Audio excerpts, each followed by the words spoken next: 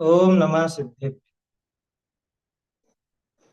मंगलमय मंगल करण वीतराग विज्ञान नमो ताहि जाते भये अरहंतादि महा करि मंगल करि हो महाग्रंथ करण को काज जाते मिले समाज सब पावे निज पद राज। सो जिन भाव सदा सुखद अपनो करो प्रकाश जो बहुविधि भव दुख निको करिय सत्तानाश।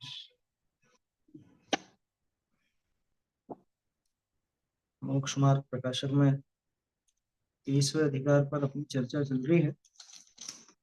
और अभी तक अपन ने ज्ञानावरण, दर्शनावरण और मोहनी, ज्ञानावरण दर्शनावरण से होने वाला दुख तो देख ही लिया। मोहिनी के निमित्त से होने वाला दुख ना, उस पर चर्चा है। और दर्शन मोहिनी के ऊपर तो बात हो चुकी। और चारित्र मोहिनी में ये जीव किस किस तरह से दुखी होता है, उसमें भी अपन ने चारों कषाय और जो नौ नौ कषाय हैं उनका भी स्वरूप देखा।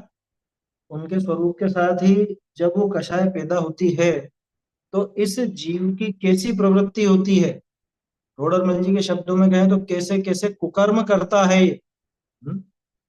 जिसमें अन्य जीव के प्राणों का घात तो है ही सही, स्वयं के प्राणों का घात भी करने से नहीं चूकता। ऐसा सब अपन ने देखा। क्रोध, मान, माया, लोभ, इन सब में तो दूसरों को भी मार दे, स्वयं को भी मार दे वे। हास्य, रति, अरति, शोक, भय, जुगुप्सा, इनमें भी अपन ने देखा कि बहुत दुखी होता है। और तीनों वेद में वहां तो साक्षात मरण का कारण भी उनको दिखाया।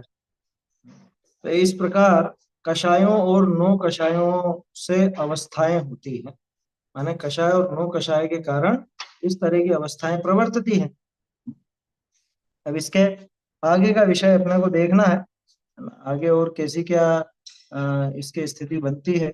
और इसमें कुछ विशेष बातें यहाँ पे टोडरमल जी बता रहे हैं। चलिए इसको पढ़ेंगे अपन पहले।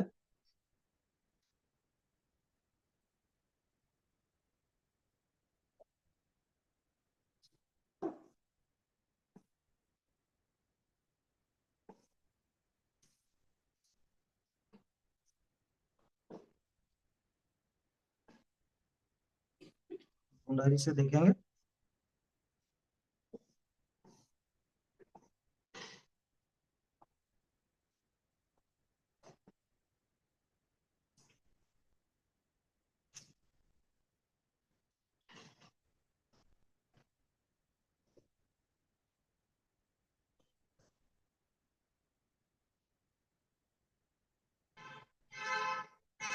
स्क्रीन पे नहीं आया क्या अभी?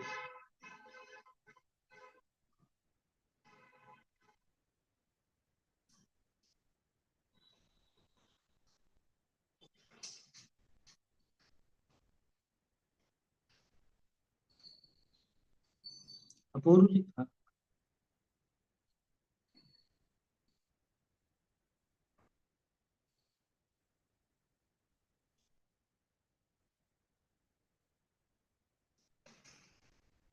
हम्म। या प्रकार कषाय व नौ कषाय ने करी अवस्था हो। तो इसके आगे से देख, यहाँ ऐसा विचार आवे है, जो इन अवस्थानि विषय न प्रवर्ते तो क्रोधाधिक पीड़े, और इन अवस्थानि विषय प्रवर्ते तो मरण पर्यंत कष्ट हो। तहाँ मरण पर्यंत कष्ट तो कबूल करिए है, और क्रोधाधिक की पीड़ा सहनी न कबूल कीजिए है। ताते यह निश्चय भया जो मरणाधिक ते भी कषायनी की पीड़ा अधिक है। गजब की सिद्धि यहाँ पर करी बहुरी। जब याके कषाय का उदय होए, ये अगले पेज पे आ जाएगी सीधी लाइन। जब याके कषाय का उदय होए तब कषाय किए बिना रहा जाता नहीं। बाह्य कषायनी के कारण मिले तो उनके आश्रय कषाय करे। नहीं, ये कौन सा पेज निकाल दिया? हाँ, ये नीचे वाले ही। हाँ, ऊपर पहली लाइन, बाह्य कषायनी के कारण मिले तो उनके आश्रय कषाय करे, न मिले तो आप कारण बनावे। जैसे व्यापार आदि कषायनी के कारण न हुई तो जुआ खेलना व अन्य क्रोधादि के कारण अनेक ख्याल खेलना व दुष्ट कथा कहनी सुननी इत्यादि कारण बना। बहुरी काम क्रोधादि पीड़े शरीर विषय तीन रूप कार्य करने की शक्ति न हुई तो औषधादि बनावे, अन्य अनेक उपाय करे। बहुरी कोई कारण बने ही नहीं तो अपने उपयोग विषय कषायनिकों कारणभूत पदार्थनि का चिंतवन करी आप ही कषायनि रूप परिणम। ऐसे ये जीव कषाय भावनी करी पीड़ित हुआ महान दुखी हो है। बहुरी जिस प्रयोजन को लिए कषाय भाव भया है तिस प्रयोजन की सिद्धि होई तो ये मेरा दुख दूर होई और मोको सुख होई। ऐसे विचारी तिस प्रयोजन की सिद्धि होने के अर्थ अनेक उपाय करना सो तिस दुख दूर होने का उपाय माने है। सो यहाँ कषाय भावनित है जो दुख होए सो तो साचा ही है, प्रत्यक्ष आप ही दुखी होए। बहुरी ये उपाय करे है सो झूठे काहे ते सो कहिए।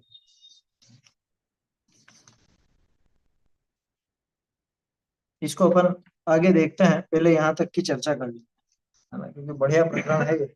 और बहुत तर्क और युक्ति से यहाँ पे टोडरमल जी ने कषायों की पीड़ा को सबसे बड़ी पीड़ा कहा। पहले यहाँ तक की बात कर लेते हैं। यहाँ ऐसा विचार आ गया, देखो टोडरमल जी यहाँ पे गंभीरता से अपना विचार प्रस्तुत कर रहे हैं। कभी अपन ने ऐसी युक्तियां लगाई, ये जो प्रकरण है ना, ये जो पॉइंट अभी लिया यहाँ पे टोडरमल जी, ये उनकी बुद्धि को दर्शाता है। ये तर्क और युक्ति से उन्होंने सिद्ध किया क्या कि कषाय ज्यादा खतरनाक या मरना ज्यादा खतरनाक। क्या लगता है इसको? हाँ? हमें तो लगता है मरना खतरनाक है। यहाँ कह रहे हैं कि मरने से ज्यादा पीड़ा वो कषाय की। क्यों? क्योंकि वो कषाय छोड़ना मतलब कषाय कषाय का दुख बर्दाश्त नहीं होता। कषाय की वजह से भले मरना बर्दाश्त कर ले, कषाय की पूर्ति नहीं हो तो मरना पसंद इसको, लेकिन वो कषाय का दुख बर्दाश्त नहीं। क्या लिखा यहाँ? ऐसा विचार आवे जो इन अवस्थानी विषय न प्रवर्ते तो क्रोधाधिक पीड़े। ये जितने भी कुकर्म बताए ना, जब क्रोध आता है तो दूसरे को मारना पीटना इत्यादि, है? अगर वो नहीं मार पाए तो उसको अंदर ही अंदर गुस्सा कितना भड़कता है। अरे लोग बाग अपना गुस्सा निकालने के लिए तरह तरह के उपाय करते हैं ना, है? बहुत से तो पंचिंग बैग रखते हैं। आजकल तो बड़े बड़े जो ये कंपनियां हैं इसमें अलग से ऐसे बने हुए हैं कमरे कि आपको बॉस पर गुस्सा आ रहा है, अब बॉस का तो कुछ बिगाड़ नहीं सकते, तो एक काम करो यहाँ के पंचिंग बैग पर मारो। यूं समझ लो ये बॉस है या जो भी है, तुमको तुम्हारा गुस्सा निकाल भड़ास निकालना है, जिसको अपन कहते हैं। अगर ये भड़ास नहीं निकाल पाता है तो अंदर ही अंदर कितना खेद खिन्न होता है। वो कंपनियां उस मनोविज्ञान को समझती हैं कि इनका गुस्सा अगर नहीं निकलेगा तो ये काम बिगाड़े, इसलिए मनोभाव का विरेचन जरूरी है। आया समझ? मनोभाव का विरेचन बहुत जरूरी है कि ये जो कषाय हैं, इन कषायों की अगर इसके पूर्ति नहीं होगी तो ये काम बिगाड़े। हाँ? जैसे कोई बच्चा, अब उसके मन मर्जी की नहीं होती तो हंगामा मचाता है ना, बस वैसी स्थिति है। क्या लिखा? जो इन अवस्थानी विषय न प्रवर्त, जैसी जैसी भी वहां पे दशाएं आई थी, चाहे वो क्रोध की हो, चाहे मान की हो, माया लोभ इत्यादि की हो, हास्य आदि की हो, वो सब दशाएं भी अपन ने देखी, टोडरमल जी ने पूरा वर्णन किया उसका। वो सारी दशाएं क्यों होती है, मतलब क्यों ये उस रूप प्रवर्तता है, कि अगर नहीं प्रवर्ते तो अंदर वो जो कषाय की पीड़ा है वो इससे सहन नहीं हो। चाहे वो कुछ भी हो, अपन ने तो क्रोध का उदाहरण लिया, ऐसे मान का भी लेना, माया का भी लेना, लोभ का भी लेना, सबका मतलब लेकर के समझ सकते हैं। इन अवस्थाओं में अगर नहीं प्रवर्ते, होते हैं ना, पच नहीं रही है बात, अंदर पेट में पच नहीं रही है, बोले बिना नहीं रहा जा रहा है। क्यों नहीं बोले बिना रहा जा रहा? क्योंकि इसको उन बातों का रस है। दूसरे को नीचा दिखाने का मौका मिले, मान कषाय जब जोर मारती है तो दूसरे को नीचा दिखाना चाहता है। और नीचा दिखाने के लिए जब जब वो मान कषाय जोर मार रही है तो ये बोले बिना रहेगा नहीं। समझ में ही बात? अरे झगड़े क्यों होते हैं? लोगों के बीच में झगड़े क्यों होते हैं? ये दो जन, एक कोई बात कहता है वो दूसरे को बर्दाश्त नहीं होती, वो उसके पलटवार में फिर जवाब देता है, फिर ये कुछ और कहता है। अब कोई उनसे कहे अरे एक जना चुप हो जाओ ना, तो बात खत्म हो जाए। कि हम चुप कैसे हो जाए? हम कैसे चुप हो जाए? मतलब वो चुप नहीं हो सकता। रह के देख लेना कभी खुद। क्या? क्यों? ये मान कषाय अंदर ऐसा जोर मारती है, ये चुप बैठ जाए तो अंदर ही अंदर इसको भयंकर आकुलता होती है। समझ में आई बात? ये है कषाय की आकुलता। ये कषाय की भयंकर आकुलता है। वो आकुलता इससे तरह तरह के काम करवाती है, ऐसे ऐसे कार्य करवाती है। ये काम नहीं करे तो अंदर, क्या कहें, जैसे मान लो भोजन के बाद कोई घूमे फिरे नहीं तो गैस बन जाएगी, ठीक उसी तरह से ये कषाय जब उठी, और कषाय का ये जो जो भी कार्य है, ये कुकार्य बताए, ये नहीं करे तो इसको वो कषायों की पीड़ा भयंकर हो।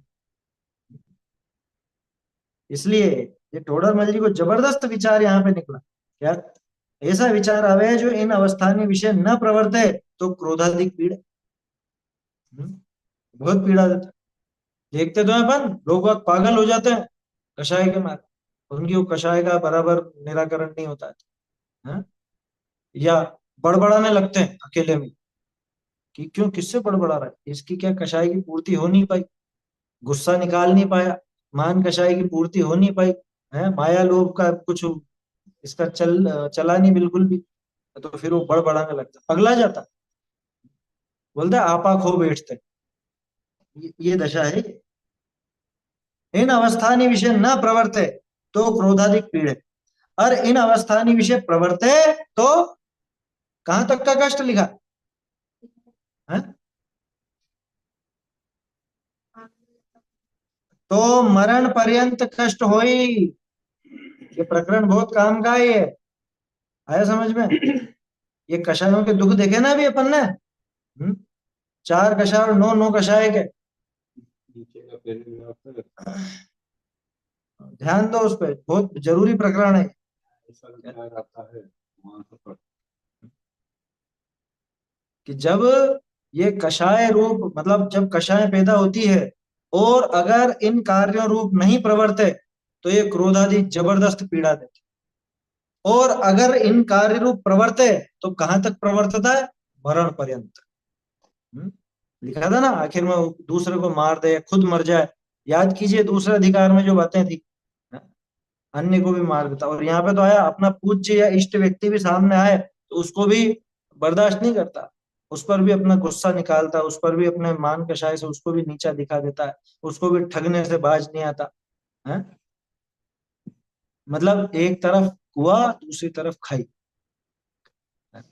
कषायों की पूर्ति के लिए इन कार्यों में नहीं प्रवर्ते तो कषाय पीड़ा करेंगी, आकुल व्याकुल करेंगी। और अगर इन कार्यों में प्रवर्ते तो मरण जितना भी हो सकता है। तो फिर क्या करें? देखो, यहाँ अ, तो मरण पर्यंत कष्ट हुई, तहा मरण पर्यंत कष्ट तो कबूल करिए, मतलब मर जाना उसको बर्दाश्त है, और क्रोधाधिक की पीड़ा सहनी ना कबूल कीजिए है। वो नहीं कबूल करे। अरे कह दिया तो कह दिया सामने वाले ने, चुप बैठ जाओ ना। मैं कैसे चुप बैठ जाऊं, मुझे चुप बैठने को कह रहा हूं और मैं नहीं बोल पा रहा हूँ, और ये नहीं और वो नहीं। मर जाता, आत्मघात कर लिया। देखा था ना अपन ने, हर एक में ही तो था ये। आत्मघात तो हर एक में, क्रोध में, मान में, माया में, लोभ में, हर एक में वो आत्मघात की सीमा तक पहुंच जाता। वो वेद कषाय का प्रकरण निकला ही था, तो मर ही तो जाता। अरे क्या हो गया, उससे विवाह नहीं हुआ तो है, उस लड़की से या उस लड़के से विवाह नहीं हुआ तो क्या हो गया कि नहीं मुझे तो उससे ही करना, मैं तो कैसे नहीं होगा और यूं नहीं होगा, और दुनिया वाले नहीं करने तक मर जाते। हम्म? क्या हो गया अगर किसी ने कुछ बोल दिया तो मुझसे कैसे बोल दिया, और दूसरों के सामने मेरा ऐसा हो गया वैसा हो गया है, मेरी मान कषाय खंडित, मर जाते। सुसाइड नोट लिख जाते हैं। क्या मेरी मौत की जिम्मेदारी है, इन्होंने मुझे बहुत पीड़ा दी, बहुत सताया। क्या सताया भैया, क्या सताया ये तो बताओ। कि इन्होंने ऐसा ऐसा बोलते थे मुझसे, अरे बोलते तो तेरे क्या लग गया, यो मान लग गया। आया समझ में। वो बोल मतलब वो वचनों की या पत्थर की या और किसी शस्त्र की मार, है ना, उस कषाय की मार से बहुत हल्की। समझ में आ रही है बात। मुनिराज को उन सबकी मार लगे तो भी कोई फर्क नहीं पड़ता, है ना? क्यों? क्योंकि वो कषाय की मार से बचे हुए। और हम पर वो कषाय की मार ऐसी पड़ती है, मरण पर्यंत कष्ट। और मरना बर्दाश्त है, लेकिन वो कषाय की पीड़ा बर्दाश्त नहीं। तो बोलो किसकी पीड़ा ज्यादा। नहीं तो मरना कौन चाहे। मरने की पीड़ा को भी अगर स्वीकार करता है कषाय की पीड़ा के मुकाबले, तो इसका सीधा अर्थ ये नहीं निकलता क्या, है? कि ये मरने से भी खतरनाक। क्या कहा, जो इन अवस्थानि विषय न प्रवर्ते तो क्रोधाधिक पीड़े, और इन अवस्थानि विषय प्रवर्ते तो मरण पर्यंत कष्ट होई। तहा मरण पर्यंत कष्ट तो कबूल करिए है, और क्रोधाधिक की पीड़ा सहनी ना कबूल कीजिए है। वो पीड़ा सहन नहीं कर पाता है। क्यों नहीं कर पाता, थोड़ा और अपन सोचे हैं इस पर। क्यों नहीं कर पाता है? क्योंकि जीव का स्वभाव सुख है। समझ में आ रही है बात। जीव का स्वभाव सुख है, और ये कषाय विभाव है, इससे होता है दुख। तो जीव अपने स्वभाव से बहुत दूर नहीं जा सकता, विपरीत नहीं जा सकता। सुख इसका स्वभाव है। और ये, अच्छा आगे लिखेंगे टोडरमल जी, ये जीव और तो सब कुछ बर्दाश्त कर सकता है, एक दुख बर्दाश्त नहीं कर सकता। सारी अवस्थाएं बर्दाश्त कर सकता है, कम ज्ञान ज्यादा ज्ञान, है आया समझ में, शरीर कैसा भी, लेकिन ये जो दुख है, दुख रूप दशा, उसको बर्दाश्त नहीं कर सकता। सुख के लिए ही प्रवर्तता है, कोई दुखी नहीं होना चाहता, है ना। और एक कषायों का दुख इतना भयंकर लगता है कि मरना भी इसको प्रिय लगता है। क्रोधाधिक की पीड़ा सहना कबूल न की, ताते ए निश्चय भया। क्या ये सिद्ध हो गया। संस्कृत में लिखते हैं इति सिद्धम। कोई भी विपत्ति बनाते हैं संस्कृत में, सिद्धि करते हैं तो इति सिद्धम लिख के खत्म करते हैं। ताते ए निश्चय भया, जो मरनाधिक ते भी कषायनी की पीड़ा अधिक है। मरने से भी ज्यादा है कषाय की पीड़ा। समझ में आ रही है बात। बहुरी, जब याके कषाय,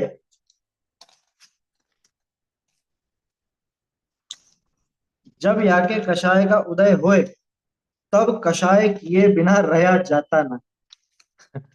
अरे रोक नहीं सकता कोई, क्या। हाँ, जो विशेष तत्व ज्ञानी है, वो तो अपने को उस विकार से न्यारा देख करके और उस विकार के अभाव की तरफ कदम बढ़ाते है ना।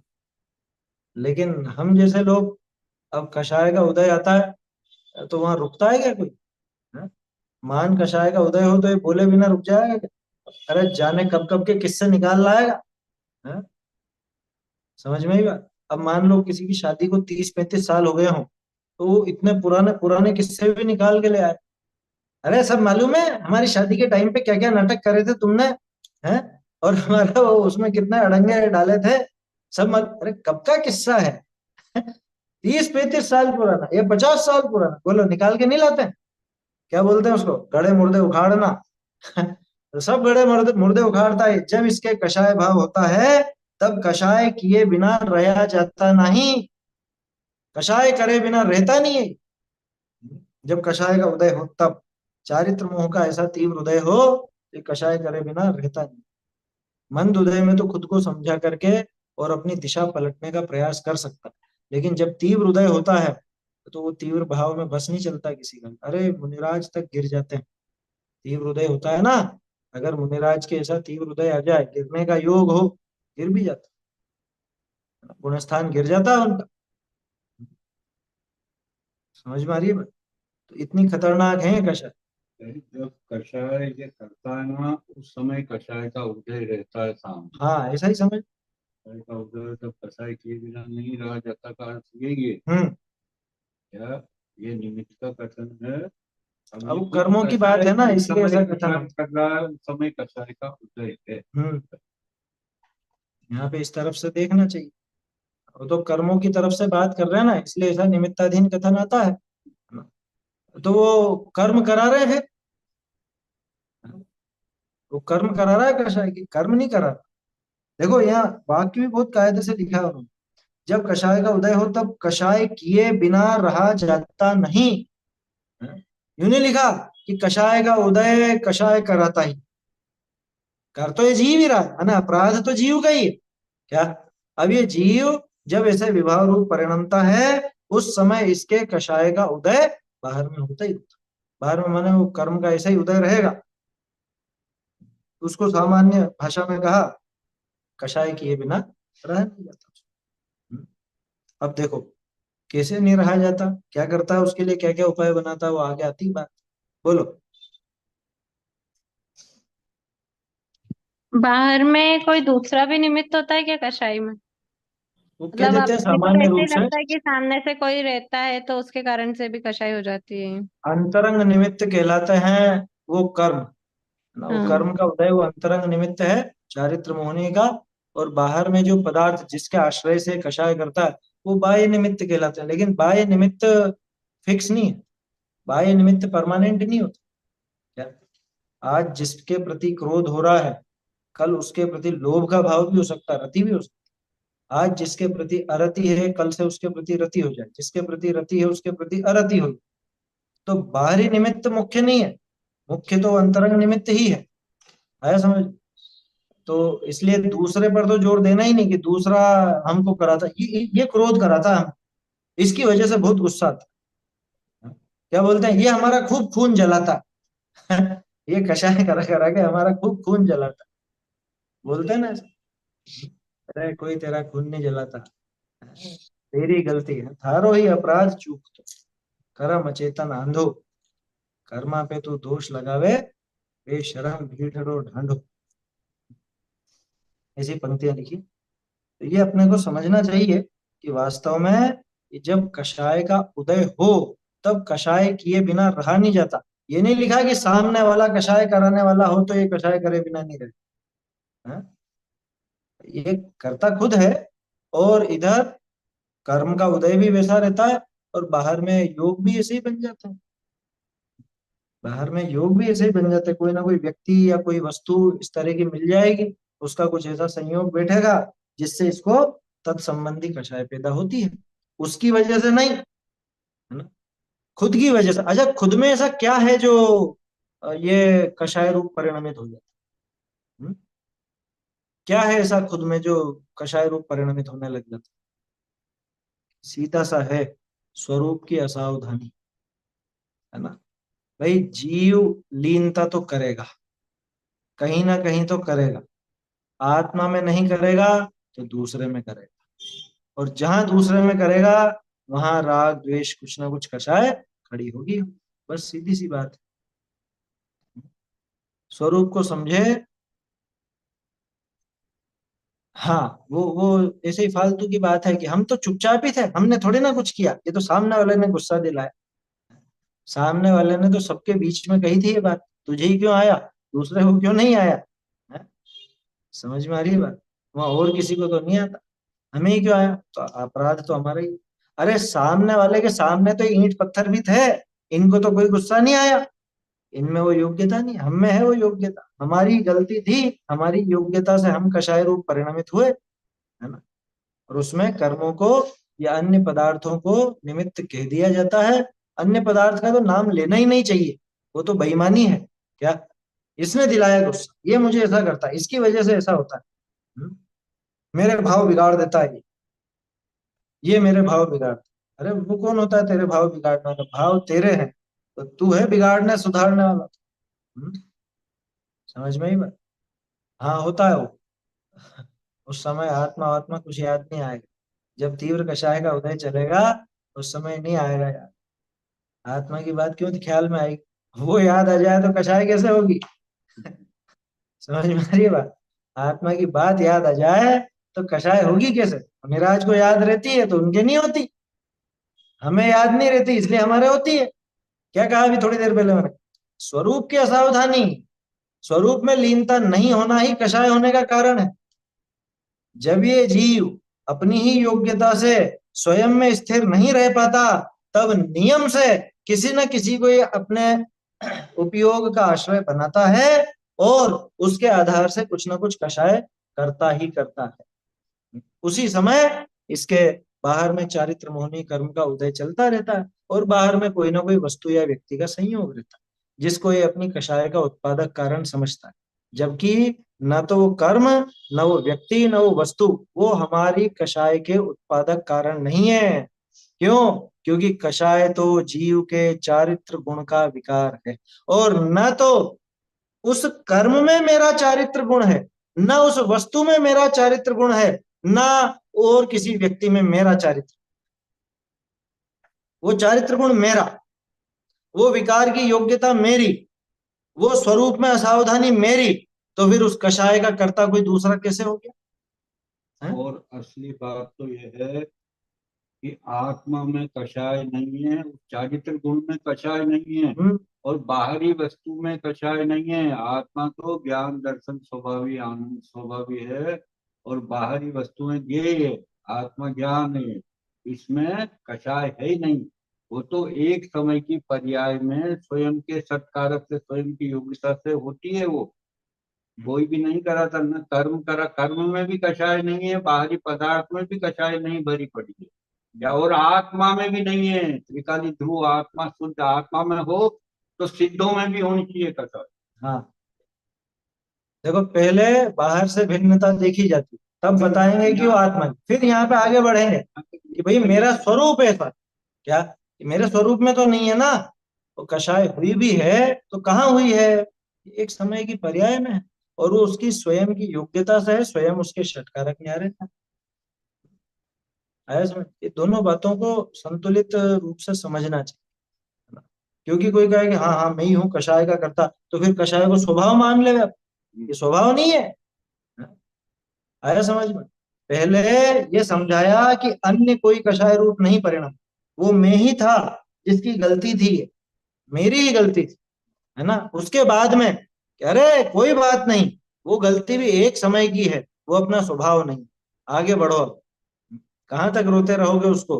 हो गया अपराध, हो गया तो अब आगे भी उसी के बारे में सोचते रहोगे तो अपराध से मुक्त कैसे हो?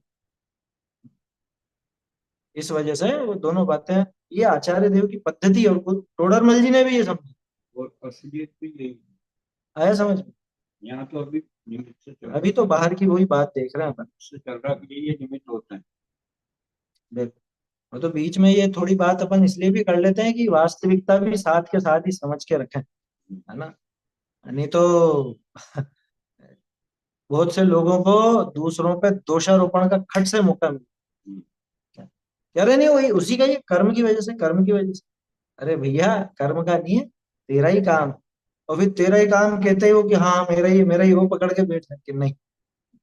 पहले इसको बाहर सबसे हटा करके अपने घर की तरफ लाया जाए। फिर घर में भी और सब चीजें छोड़ो, तू तो तेरे कमरे में जा, बेडरूम में जा और पलंग पर लेट जा, आराम कर। आया समझ? या भूख लगी, भूख मिटानी है तो रसोई में जा, है ना। और घर में इतने सारे और कमरे भी तो हैं, अरे होंगे, है ना। घर में तो सभी है, कचरे का डब्बा भी है ना, लेटरिन बाथरूम भी है, छत भी है, और आपका रसोई घर भी, सारी चीजें। कहाँ जाना भूख मिटाने? तो क्या करना है? भूख मिटाना है तो रसोई में जाओ। बस ठीक उसी तरह से यहाँ पे पहले उन कषायों का असली कारण देखा गया, उनका उत्पादक कारण कौन है, इसका मतलब किसकी गलती से हुई है, कौन उसमें मूल कारण है, वो समझने के लिए अन्य सबके निमित्त, अन्य सबको निमित्त बताकर उसका वास्तविक कारण कि आत्मा ही, आत्मा के ही चारित्र गुण की विकारी पर्याय, ऐसा समझाया जाता। और उसके बाद कि वो भी पर्याय ही है, वो तेरा स्वरूप नहीं है, एक समय की है, छूट जाएगी, हुई गलती छूट जाएगी, कोई दिक्कत नहीं है। ऐसा है। 195 चिन्ह में तो बहुत क्लियर किया। हाँ, हाँ ना, पहले भी नोट किया था ये अपन। होगी किसके हैं रागादि भाव किसके? मेरे ख्याल से निश्चयाभासी वाला ही प्रकरण है वो, है ना। निश्चयाभासी का प्रकरण था 7वें अधिकार। आगे तो आएगा ही सही विस्तार से, 195 96। क्या कह रहे हैं? भाव फल के निमित्त से होने वाले उपज भाव। मैं आत्मा हूँ, लेकिन जब बात सामने वाले की आती है तो उसको पर्याय दृष्टि से देखने लगता है। हाँ सही है, ये तो मोक्ष पहाड़ में लिखा है कि जो स्वयं को शरीर रूप देखता है वो दूसरों को भी शरीर रूप ही देखता है। जो अपने को जैसा देखता है वो दूसरों को भी वैसे ही देखता है। दूसरों को पर्याय दृष्टि से देखने वाला खुद को द्रव्य दृष्टि से नहीं देख सकता। ये मोक्ष पहाड़ में है, शुरू में ही। क्या छठी या नौवीं गाथा कौन सी? बहुत बढ़िया प्रकरण है वो, देखा था ना अपन ने, अष्टपहड़ चला था। हम्म? जो खुद को आत्मा समझता है वही दूसरों को आत्मा समझ सकता है। जो दूसरों के शरीर को देखता है, दूसरों के शरीर के आधार से उनको जज करता है, खुद को भी शरीर ही देखता या उनकी एक समय की पर्याय देखता है। है, हाँ, वो भी वो खुद की पर्याय देखेगा, क्या करेगा। इसीलिए तो गुरुदेव क्या कहते हैं, मैंने किसी को भी पर्याय दृष्टि से देखा हो तो मुझे क्षमा कर। क्या भाव था उसका? कह रहे हम तो खुद को भी द्रव्य ही देखते हैं तो दूसरे को भी द्रव्य ही देखते। तभी तो कहते थे सब भगवान है, भूल रहा था। भूलेला भगवान। जो विरोध करता है उसको तो कहते हैं भूलेला भगवान। और सब भगवान सिद्ध समाज कैसे कह देते थे? हैं? कोरा रिझाने के लिए कहते थे या दूसरों को रिझाने के लिए नहीं कहते थे? वो उनकी दृष्टि थी कि वो द्रव्य ही देखते थे दूसरों को। स्वयं को भी द्रव्य रूप देखते थे तो दूसरों को भी द्रव्य रूप देखते थे। खैर, तो यही बात समझ में। जब वो कषायों का उदय हो तब कषाय किए बिना रहा जाता नहीं। ये अपन ने इसका कारण कार्य दोनों देख लिए अच्छे से। बाह्य कषायनी के कारण मिले। अब देखो क्या क्या करता है जब उसका उदय होता है। बाह्य कषायनी के कारण मिले तो उनके आश्रय करे, न मिले तो आप कारण बना। ये गजब। हाँ? या तो कषायों के कारण मिल जाए। अभी ध्यान देना यहाँ पे, बाहर में कोई ऐसे पदार्थों का संयोग मिले और इधर इसके कर्म का वैसा उदय हो, ठीक है ना, तो उसके आश्रय से कषाय करता है। ये दुष्ट, इसी की वजह से ऐसा होता है, इसने ऐसा किया, इसकी वजह से मुझे ऐसी कषाय पैदा होती है, ये मेरे भाव खराब करता है। वो सामने रहे तो, और सामने नहीं रहे तो आप कारण बनावे, खुद ही कारण बना। कैसे बनाता है? एक उदाहरण बहुत बढ़िया दी। जैसे व्यापार आदिक कषायनी के कारण न हुई तो जुआ खेलना व अन्य क्रोधादिक के कारण अनेक अ, अनेक ख्याल खेलना व दुष्ट कथा कहनी सुननी इत्यादि कारण बना। हाँ, वही है, ख्याल मतलब खेल।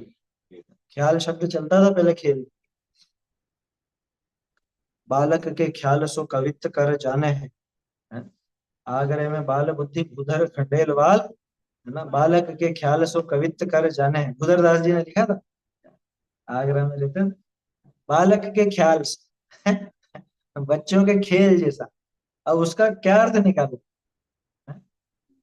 कि उनके लिए बच्चों का खेल था ये करना, ऐसा भी निकाल सकते हैं। दूसरा कह रहे वो तो बच्चे खेलते हैं बस ऐसे ही बना लेता हूँ मैं, कोई विशेष बुद्धि नहीं। दोनों अर्थ निकाल लेते हैं। उधरदास जी तो ऊंचे कवि थे, खैर वो अलग बात है, अपने तो ख्याल आया है। बात समझ में ही। उदाहरण क्या दिया यहाँ पर? भाई दिन भर तो वो व्यापार में लगा, ठीक है ना, इसके कषाय की पूर्ति व्यापार से होती रहती है। अब व्यापार नहीं है, छुट्टी है, आज क्या बोलते हैं, आज तो व्यापार संघ की छुट्टी है या हड़ताल है। अरे कोविड के समय क्या करे तो? मुझे बताओ, दुनिया में जितने भी देश थे सभी लॉकडाउन में बंद हुए थे मेरे ख्याल से। क्या सारे के सारे स्वाध्याय करने बैठ गए हैं? व्यापार छोड़ करके क्या करते थे? या तो बिल्कुल पिंजरे में बंद किसी जानवर की तरह छतों पर घूमते रहते, इधर उधर देखते रहते, दूसरों को टटोलते रहते, तुम क्या कर रहे हो, तुम्हारे यहाँ क्या बनाया आज, और ऐसा वैसा। है, नई नई रेसिपियां बना ली लोगों ने। टाइम पास करना है कैसे भी, कषाय की पूर्ति पूरी होनी चाहिए। क्या आया समझ में? और नहीं तो ये जो मोबाइल का चलन चला, और ये जूम तो खैर पहले ही चालू हो चुका था मीटिंग वगैरह के लिए और उसके लिए, लेकिन ये जो दूसरी चीजें चली, वो टीवी का खात्मा मोबाइल ने उसी समय किया सबसे ज्यादा। टीवी से ज्यादा चीजें मोबाइल पर आने लग गई ना, फिल्में देखनी हो या कोई सीरियल हो या कुछ भी हो, वीडियो गेम और वो सब चीजें हैं, क्या करें? क्योंकि कैसे टाइम पास करें? टाइम पास करना है या कषाय की पूर्ति करनी है? क्या करना है इसमें? अच्छा देखो, टाइम पास बोलता है कि टाइम कैसे करें। टाइम पास का साधन तो जिनवाणी भी है, जिनवाणी पढ़ो ना। नहीं नहीं नहीं नहीं, ये नहीं है। क्यों, ये क्यों नहीं? तुझे तो टाइम पास करना है, टाइम पास का उपाय हम बताएं। टाइम पास क्यों नहीं करते? असल में इसकी उससे कषाय पूर्ति नहीं होती। इसके जो कषाय अंदर जोर मारती है कि कुछ अच्छा अच्छा दृश्य देखूं, कुछ अच्छा संगीत सुनूं, या कुछ ऐसा करूं, है ना, तो वो जिनवाणी से पूर्ति नहीं होती इसकी। अच्छा अच्छा तो ये बोलता है, अच्छा है कि नहीं वो मीमांसा अपन पहले भी कई बार समझ चुके और आगे भी आएगा वो, है ना। लेकिन ये क्या बोलता है, कुछ ऐसे दृश्य देखूं या कुछ सुनूं या संगीत, है, या कुछ खाऊं पीऊं, ये पूर्ति नहीं होती ना जिनवाणी से। जिनवाणी से वो टाइम पास नहीं चाहता। यूं मत समझना जिनवाणी को टाइम पास का साधन बता रहा हूं, मैं तो ये बता रहा हूँ आपको तो समय निकालना है ना, तो समय तो आप जिनवाणी पढ़ करके भी निकाल सकते हो। हम्म, लेकिन क्यों नहीं निकाल? हैं? बातें तो ऐसे ही करता है कि टाइम कैसे कटेगा। भाई व्यापार तो आज बंद है, अब टाइम कैसे कटेगा? तो एक काम करो, बैठो टीवी के सामने रिमोट लेके, हैं, और आज तो मौसम ऐसा हो रहा है, एक काम करो, पकौड़ी वकौड़ी बना लो और ये कर लो, हैं। बारिश का मौसम हो गया, ये जैसा भी है, अब बैठा रहेगा और वहीं पे खाता जाएगा, खाना भी वहीं, और चैनल चेंज करता जाएगा, वीडियो गेम खेलता जाएगा। टाइम निकालना है इसको, कुछ भी करके टाइम निकालना। टाइम नहीं निकालना है। टाइम निकालना होता तो जिनवाणी भी, हाँ सही है, रुचि नहीं है ना, इसकी कषाय दूसरी तरफ ले जाती है इसको। मैंने कहा ना, कषाय की पूर्ति चाहता है। ये क्या लिखा है यहाँ पे? बाह्य कारण मिले तो उनके आश्रय कषाय करता है, और अगर नहीं मिले तो खुद कारण बनाता है। टीवी देखने में बैठता हूं तो ये मैंने कारण बनाया कषाय की पूर्ति का। कोई और था ही नहीं, कोई बातें करने वाला ही नहीं था, गप्पे किससे लड़ा है, हमारे मन का गुबार किसके ऊपर निकाला है? तो टीवी, वीडियो गेम या और चीज, है, आया समझ में? जैसे अभी वो देखा था ना पंचिंग बैग का, है? वो किसको मारे, वो घुसा मारने की इच्छा हो रही है, बहुत तेज गुस्सा आ रहा है? किसको एक पंच मार दो ऐसा कि एक काम करो तुम तो इसको मार लो, तो वो साधन वहां पे जुटा है। कोई और तो नहीं मिल रहा तो इसको मिला। समझ में आई बात? ये बहुत सारी ऐसी थेरेपी होती है क्या, मनोभाव को निकालने की। कोई कोई ऐसी उल्टी सीधी थेरेपी भी बता जाता है। कैसी? कि तुम्हें बहुत गुस्सा आ रहा है ना, जिसके प्रति गुस्सा आ रहा है उसके लिए कागज पे उसका नाम लिख के गालियां लिखो। हैं? कैसी मूर्खता! इससे उसकी कषाय घटेगी? इससे कषाय घटेगी क्या?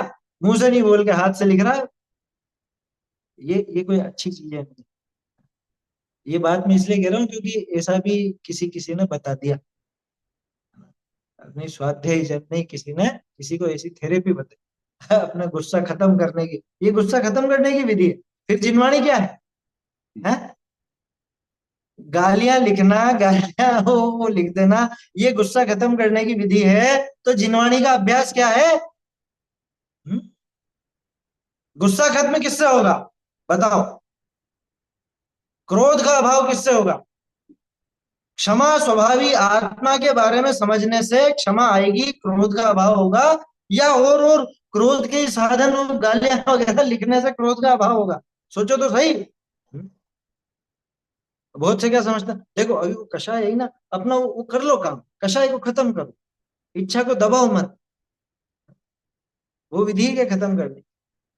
मुझे तो किसी को झपट मारने की इच्छा हुई तो जाके मार दूं। कृष्णा की थाली खूब भरी, पर एक तरह तो बढ़ती जाती है। नागिन दो दो डंके। जहर लहर जहर की आवे, आया समझ? वो पूर्ति होएगी क्या? अच्छा चलो मान लो एक किसी को जड़ भी दिया तो अब कि नहीं, अरे मजा नहीं आया, लेकिन अभी मजा नहीं आया, थोड़ी और जोर से पड़ता, थोड़ा सा गाल पे निशान छप जाते हैं ना, कहाँ होती है पूर्ति? समझ में आ रही बात? तो बाह्य कषायों के कारण मिले तो उनके आश्रय कषाय करे, और ना मिले तो आप कारण बनावे, खुद कारण बनाता है। समझ में आ रही है बात?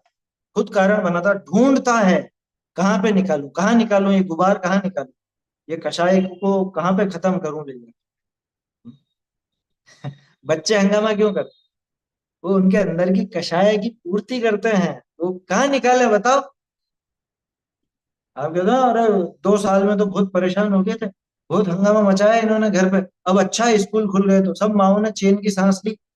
जब कोरोना काल से बच्चे स्कूल जाने लगे थे, अरे दिन भर यहाँ पे धमा चौकड़ी करते रहते थे। अरे भाई वो उनके कषाय की पूर्ति थी। वो नहीं करते, आप चुपचाप उनको बिठा दे तो अंदर ही अंदर वो गुबार बन जाता। समझ में आ रही है बात? उनके आश्रय कषाय करे, ना मिले तो आप कारण बनाओ। जैसे व्यापार आदि कषाय के कारण ना होई तो जुआ खेलना व अन्य क्रोधादि के कारण अनेक ख्याल खेलना, तरह तरह के खेल खेलता, बैठे बैठे खेलने लग जाए कुछ भी। कि आज क्या है कि काम तो कुछ है नहीं आज। अच्छा बहुत से तो आज क्या रोज ही काम नहीं, मान लो काम धंधे पर है ही नहीं, व्यापार है नहीं, रोजगार है नहीं, तब क्या करें बैठे बैठे। तो पुराने शहरों में तो ऐसे दिखते हैं, वहां पे गलियों में नुक्कड़ पे बैठ जाएंगे बूढ़े बाबा जी, हैं 5-7 इकट्ठे हो जाएंगे और ताश पत्ती खेलेंगे, जुआ खेलेंगे। हैं क्योंकि घर वाले अब दुकान पे तो बैठने देते ही नहीं, या रिटायर हो चुके हैं अब, 60 पार हो चुके हैं ना। अब बच्चे भी ज्यादा घास नहीं डालते, क्या करे दिन भर में क्या करे, बैठ गए वहां। चलो 3 बज गई, 3:30 बज गई, किसी मित्र के यहाँ जाते हैं, चाय वाय का इंतजाम वहां हो जाएगा, वहां चले जाएगा, वहां बातें करें। बोलो, होता है कि नहीं? थोड़ा घूम लेगा किसी के साथ।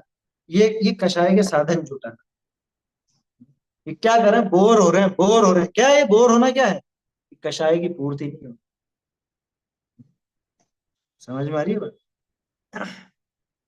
अनेक ख्याल खेलना, दुष्ट कथा कहनी सुननी, ये विकथाओं का साम्राज्य इसीलिए तो फैला है। ये विकथा है। चलो क्या करें, बैठे बैठे क्या करें। वो कहावत ही ऐसी बन गई, बैठे बैठे क्या करें, करना है कुछ काम। ये काम करना सूझा इसको, अंताक्षरी खेलने लगा, वो गप्पे करने लगा, या वो पढ़ने लगा। विकथा है, सारी विकथा। ये क्या है, टीवी वगैरह में सब विकथाएं हैं। ऐसा समझ, फिल्म हो टीवी हो, ये सब विकथा है। समझ में आ रही बात? दुष्ट कथा कहनी सुननी इत्यादि कारण बनावे। कब? कि जब इसको वो कषाय सताती है तो ये ऐसे उपाय देखता है। कोई सामने ऐसा संयोग बन जाए तो ठीक है ना, जिसमें इसकी कषाय लगी रहे, मन लगा रहे, और नहीं बने तो फिर जुटाता है। बहुरी काम क्रोधादि पीड़े, शरीर विषय तीन रूप कार्य करने की शक्ति न होई तो औषधि बनावे, अन्य अनेक उपाय करे। बोलो, ये ऐसे ऐसा भी काम होता। काम क्रोधादि पीड़े, काम क्रोध मद मोह लोभ सारे के सारे जो भी हैं, सारी कषाय जब इसको पीड़ा देती हैं तो शरीर से या तो कार्य करता ही है, ऊपर आ ही गया वो, या तो वो काम करता है, नहीं मिले साधन तो दूसरा साधन बनाता है, और खुद में अगर वैसी शक्ति नहीं है तो पहले शक्ति जुटाता है, औषधि बनाता है। हैं औषधि बनाना तो एक उदाहरण है। जैसे मान लो किसी को खाने का शौक तो बहुत है, लिप्सा तो बहुत है, लेकिन क्या है, हजम नहीं होता कुछ। तो पहले तो वो है चूरन चपाटे लेकर के हाजमा अच्छा करता, अब खाऊंगा जी भर के, अब मेरा हाजमा बहुत अच्छा हो गया है। होता है ना, बहुत से खाने की सामर्थ्य ज्यादा नहीं होती है, 1-2 रोटी में पेट भर जाता है, अरे मन तो खूब होता है, ये भी खा लूं, ये भी खा लूं, ये भी खा लूं, लेकिन क्या करूं, खाने की इच्छा तो होती है लेकिन खा नहीं पाता, पेट गड़बड़ हो जाता है। तो कि एक काम करो, पहले तो तुम ये दवाइयां लो, दवाइयां लेकर के वो अपने खाने की क्षमता बढ़ाता। समझ में नहीं बात? खाने की क्षमता बढ़ाता, जैसे काम आदि पीड़ते हैं तब वैसी औषधियां बनाता। अरे गुस्सा आता हो ना, किसी पे गुस्सा आता है, ये मुझे बहुत परेशान करता है ना, और मैं इसका कुछ भी नहीं कर पाता हूँ, क्यों? क्योंकि मैं तो कमजोर हूँ और ये बहुत ताकतवर है। अब एक काम करूंगा, पहले तो बॉडी बनाऊंगा अच्छी, बहुत खाऊंगा पीऊंगा, जिम जा करके कसरत करके और बहुत ताकत जुटाऊंगा। अब फिर जब ताकत आ जाएगी ना, तब इसको फिर ऐसा होता है, बच्चे इस तरह की बातें खूब करते हैं। कि अभी बड़ा हो जाने तो मुझे फिर बताऊंगा। क्या बड़े बच्चे जब उसको छोटे बच्चे को परेशान करते हैं तो ऐसी बात करेंगे कि अभी अभी बड़ा हो जाऊंगा, कल बताऊंगा मैं इसको। हलवा खा के आऊंगा। कल हलवा खा करके आऊंगा घी का, और फिर इसको बताता हूँ।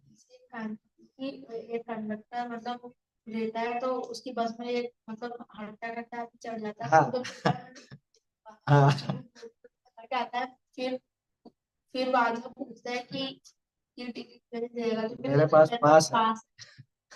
समझ में ही बात, ऐसा चुटकुला है वो तो। क्या अब वो जबरदस्ती करे, है ना, कि नहीं दूंगा मैं टिकट। अब वो सोचो कि तगड़ा है, मुझसे ज्यादा ताकतवर है, इससे जोर जबरदस्ती कर नहीं सकता। तो वो कंडक्टर भी महीने भर तक खूब खा पी करके और कसरत करके, और कि अब बताता हूँ इसको। बोलो ये योजना कब चली उसकी?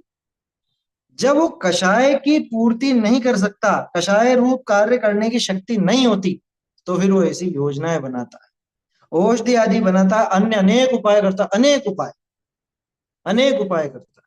ये सब में लगा लेना, ये तो सिर्फ शारीरिक सामर्थ्य की बात करी, इसमें और भी वो छल बल वगैरह सब देखा ही है मायाचारी में अपन। अरे क्या कहते हैं, घी सीधी उंगली से नहीं निकले तो टेढ़ी उंगली से निकालना पड़ता है, बस वो वाली बात है। क्या? वही बात है। औषधि आदि बनाता है, अन्य अनेक उपाय करता है, बहुरी कोई कारण बने ही नहीं तो अपने उपयोग विषय कषायनी को कारणभूत पदार्थनि का चिंतवन करी, आप ही कषायनी रूप परिणम। ये सबसे खतरनाक काम है। इसने ऐसी दिव्य उपलब्धि प्राप्त कर ली कि सामने वो वस्तु नहीं हो तो भी ये घंटों उसके चिंतन में निकाल देता है। इतना ही आत्मा के बारे में सोचता तो जाने कहाँ पहुंच जाता है। मतलब वो गुस्सा किस पे करे, सामने वो व्यक्ति भी नहीं, ठीक है ना, सामने व्यक्ति भी नहीं है, और गुस्सा करने की, गुस्सा निकालने की सामर्थ्य भी इसकी नहीं, कोई साधन भी नहीं बन रहा। अब क्या करेगा, बैठे बैठे बस योजना बनाता है, ऐसा करूंगा, ये करूंगा, फिर जैसे जेल में कैदी होते हैं ना, और वो जेल के बंद है उसमें, या कैद में बंद है, तो वहां कोई सामने तो है ही नहीं, किस पर तो गुस्सा निकाले, किस पर मान कषाय, मतलब सारी कषाय किसके ऊपर निकाले, कुछ भी नहीं कर सकता। कुछ भी नहीं कर सकता वहां, ठीक है ना। और अन्य कोई साधन भी नहीं है, कोई औषधि भी नहीं बन रही है, और कोई शारीरिक सामर्थ्य भी ऐसी नहीं है कि ये अपनी कषाय के अनुसार कार्य कर ले। तो वहां बैठे बैठे बहुत से आगे की योजना बनाते रहते हैं। क्या, जेल से निकलने के बाद ऐसा वहां पे जाकर के उससे बदला लूंगा, और पहले ऐसा करूंगा वैसा करूंगा, बहुत सारी योजनाएं वही बना लेते हैं। निकलने के बाद क्या क्या अपराध करने हैं, उनकी योजनाएं जेल में ही तैयार कर लेते हैं।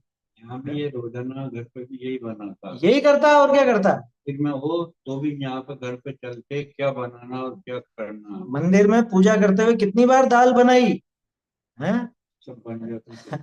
दाल सब्जी सब वही बन जाते हैं, कि आज तो घर पे वो मेहमान आने वाले हैं, है ना, और उधर वो अक्षतम निरुपामती स्वाहा, और फिर उसके बाद में दाल भी बना लूंगा, और उसके बाद फिर ये वाली मिठाई भी बना लूंगा, और नैवेद्यम निरुपम, ये नैवेद्य तो यही चल रहा है इसका। हैं? वहाँ ये कैसी स्थिति है।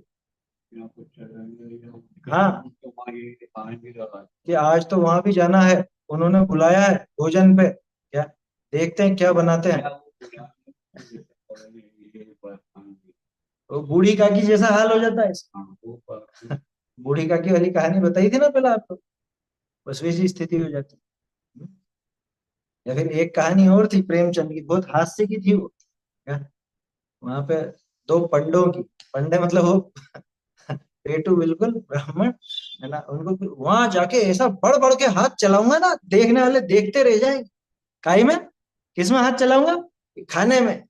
आया समझ में, ऐसी योजना बनाते हैं कि अच्छा उसको भी बुलाया है, आधा तो यही खा जाएगा, मेरे लिए क्या छोड़ेगा, इससे पहले मैं चलाऊंगा हाथ। ऐसी कहानी है उसकी कुछ। समझ में आ रही बात। तो ऐसी सब योजनाएं बनाता रहता, ये बात आई ना, ये अन्य अनेक उपाय करे, कोई कारण बने ही नहीं तो अपने उपयोग विषय कषायनी को कारणभूत पदार्थनी का चिंतवन करी, आप ही कषायनी रूप पर। माने कहने का अर्थ यह है कि इसको कोई वस्तु नहीं चाहिए कषाय करने के लिए, है। इसीलिए तो मैंने कहा ऐसी दिव्य उपलब्धि प्राप्त होगी है, बिना किसी वस्तु के ही ये वो कषाय कर लेता है। जैसे केवल ज्ञानी भगवान सामने वस्तु के नहीं होने पर भी उसको भली भांति जान लेते हैं, उसी तरह से ये भी सामने वस्तु नहीं हो, सामने उसके कारण नहीं हो, तो भी ये कषाय कर लेते। वो ज्ञान के राजा, ये कषाय कर। क्या दशा है? कैसी हीनता है इस जीव। आप ही कषाय रूप परिणाम है ना, उन पदार्थों का चिंतन करके, अरे स्मरण करके ही। अरे वहां पे हम क्या करते थे, तो ऐसा ऐसा मजा आता था वहां पे, तो है छोटे थे जब नाना जी के यहाँ जाते थे और वहां पे खूब तो मस्ती करते थे। कुछ तो ऐसा करेंगे वो मिलेगी, तो ऐसा करेंगे वो मिलेगी, तो ऐसा करेंगे वो मिलेगी, तो ऐसा करेंगे। जैसे प्रतिक्रमण और प्रत्याख्यान होता है ना, क्या प्रतिक्रमण तो होता है पिछले किए हुए पापों का परिहार, है ना, उसकी शुद्धि के लिए, और प्रत्याख्यान होता है आगे आने वाले पापों की शुद्धि के लिए पहले त्याग कर दिया जाता। उसी तरह से इसकी ये कषाय कैसी, पहले जो जो काम किए हैं उनका भी निरंतर स्मरण करता रहता है और भविष्य की आगे की योजनाएं बनाता रहता है। ये प्रतिक्रमण प्रत्याख्यान का बिल्कुल उल्टा, एकदम उल्टा। ये योजना, हाँ, भविष्य की योजनाएं हैं। आपने आपकी क्या क्या योजनाएं बना रही, मुझे तो उसमें बड़ी हंसी आती है। पंचवर्षीय योजना पंचवर्षीय योजना तो ठीक है, ये आजकल जो क्या बोलते हैं बायोडाटा बनाते हैं ना, रिज्यूम बनाते हैं कंपनियों में इंटरव्यू वगैरह के लिए, तो उसमें क्यों भी प्रश्न डाला जाए, इंटरव्यू पूछते हैं कि 5 साल बाद अपने आप को कहां पर देखते हैं, आप अपने आप को कहाँ देखते हो 5 साल कि कहाँ देखते हो, अभी तुम नौकरी पर तो रखो, कहाँ देखेंगे वो तो आगे की बात है। हाँ? वो सब उनकी कि क्या विजन है, ये टटोलने के लिए हो रहता है, तो वो विजन, ये इसका कषाय का विजन, क्या ये इसका कषाय का विजन कि आगामी मुझे ऐसा करना वैसा करना, तरह तरह की योजनाएं बनाता, अथवा पहले जो किए उनका स्मरण करके वही सब सोचता, कषाय करता रहता। देखो घटना जीवन में एक आध बार घटे, लेकिन उसके माध्यम से जाने कितनी बार ये जीव कषाय करता, जाने कितनी बार। घटना तो एक बार घटी, लेकिन उसी के आधार से पाप कितनी बार कमा लेता, और नहीं घटे, शायद घटे ही नहीं जीवन में वो घटे है, लेकिन उसके बहाने पाप कितना कमाता, अधिकांश तो घटती नहीं जितना सोचता है उतनी घटती थोड़ी ना, ऐसा गजब है। ये विचार देख करके टोडरमल जी का मनोविज्ञान नजर है ना, ये जो 2 पैराग्राफ छोटे से पढ़े ना अपन ने, इसमें आपको टोडरमल जी की बुद्धि की तीक्ष्णता पता चल जाएगी।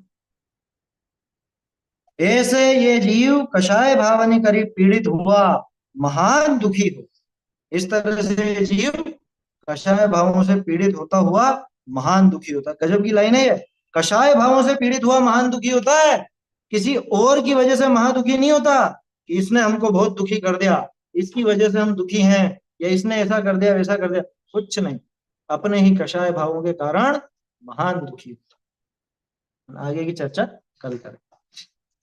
चैतन्य का स्मरण प्रतिक्षण ही करो रे, भव के अनंत दुख को क्षण में हरो रे, अक्षय अनंत निज सौख्य निधान पाओ, गाओ परे निज